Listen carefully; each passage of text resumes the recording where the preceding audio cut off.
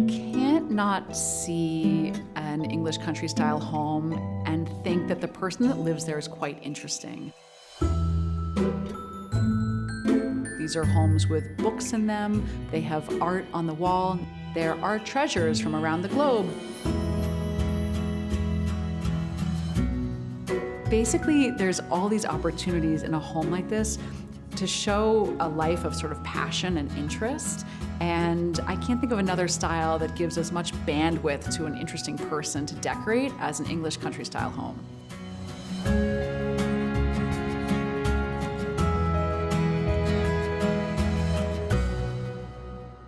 English country style is one of my favorite design aesthetics.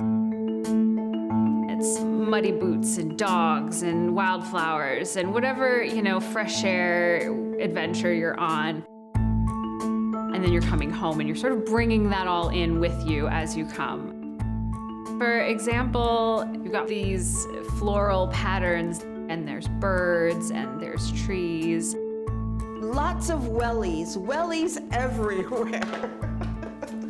For the mud, darling, for the English mud. It's whimsical, it's eccentric. If you know any Brits, they have a pretty amazing sense of humor, and it's delivered irreverently, and an English country house is very much that. It's going to be packed with pattern. It's going to be layered. They want the wallpaper to match the drapes and the drapes to match the chair. You're gonna see lots of pastels. You're gonna see warm weathered woods. The furniture is always going to be very, very comfortable. There will always be a small table for your afternoon tea and lots of pictures in frames. The English love a wall gallery of art on the walls.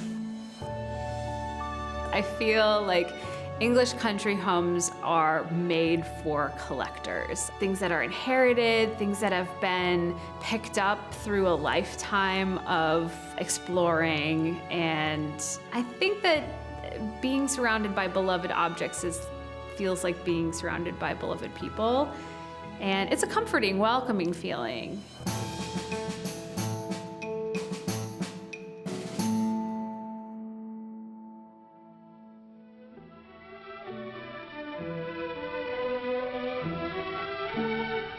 It's a snug place up here above the town. To understand where the style really comes from, you have to think about the British aristocracy and wealthy elite who would leave the city and go out to the country to go hunting, ride their horses, hang out for days on end. This is a house of leisure, and it's a house where kind of lives and people are collected.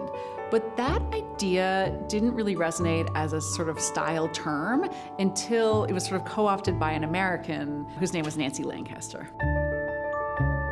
It wasn't until she moved herself from the States to the UK and ended up purchasing a lauded firm, Colfax and Fowler, that is still known and loved to this day, that idea of sort of the romantic approach to English living kind of had a name to it and a real recognized style that started to be copied and used on both sides of the pond.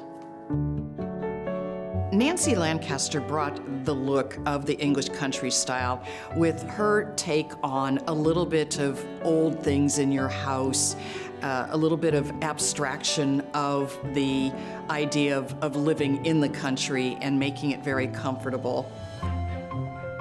That gave us the florals and the overstuffed furniture.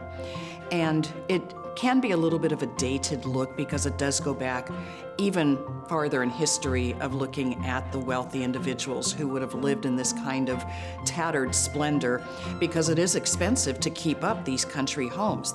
And many of the individuals were not able to keep up with these homes, and that's why there's a little bit of a lovingly molded look about it. One of Nancy Lancaster's famous rooms was her yellow room in her London flat. And it is a color that decorators and homeowners try to recreate time and time again, because who can pull off like an egg yolk yellow room? I mean, that's bananas. She favored yellows, as this would give you some bright sunshine into sometimes a dreary place such as London can be with the weather.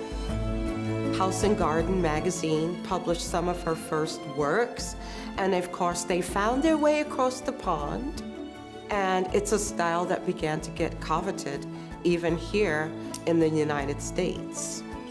These were homes that just had beautiful objects, intriguing objects, comfy places to sit, cool places to hang out, and they just evolved from there.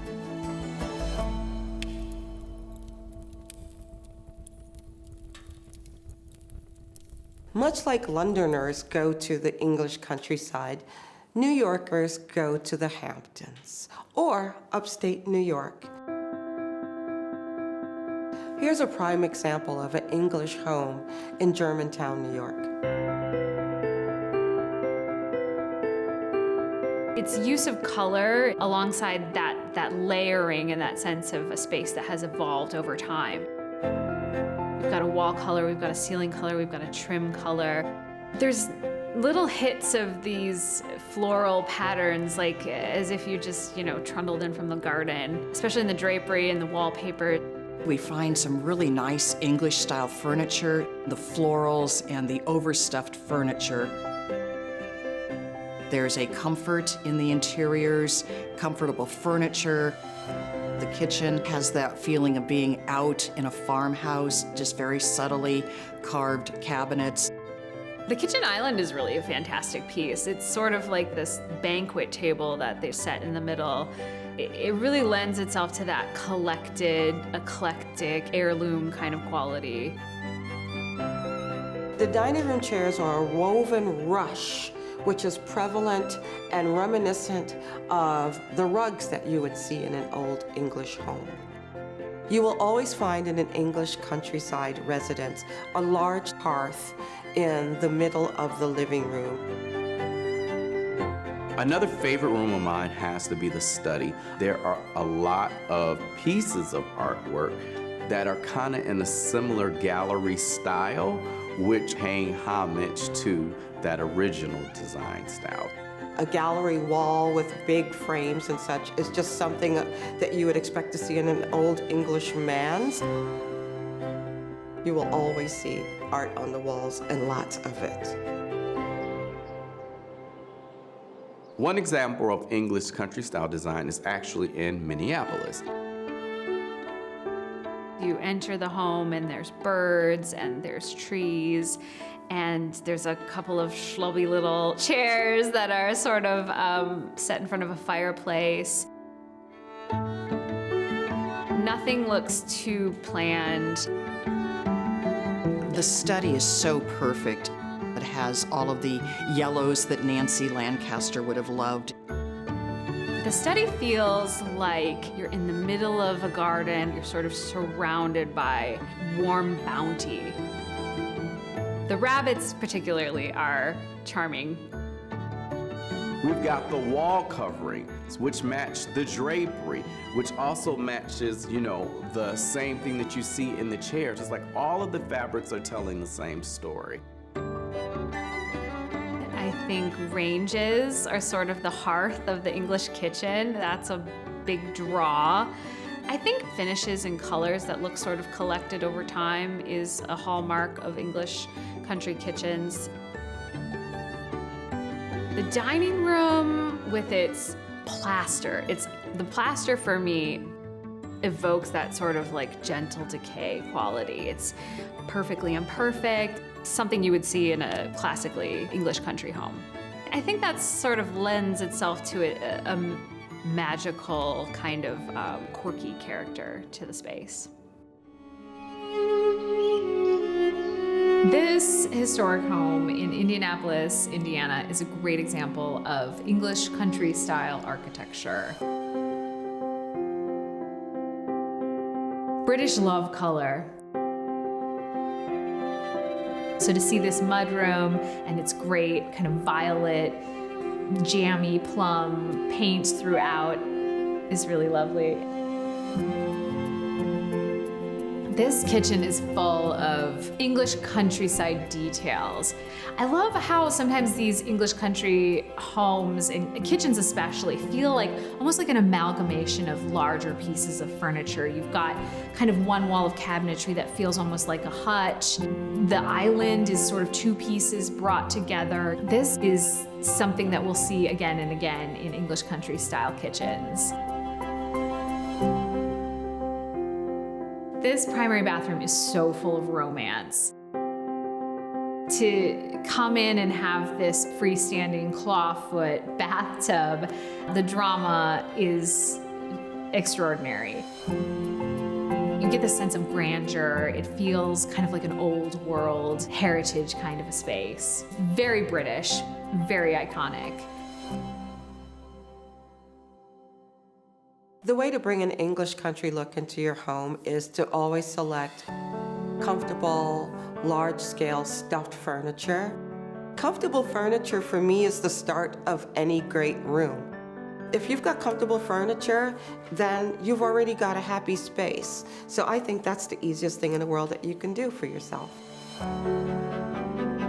Hang some printed wallpaper. Maybe it's a small scale print of a sort of aviary pattern or a floral or a small scale stripe.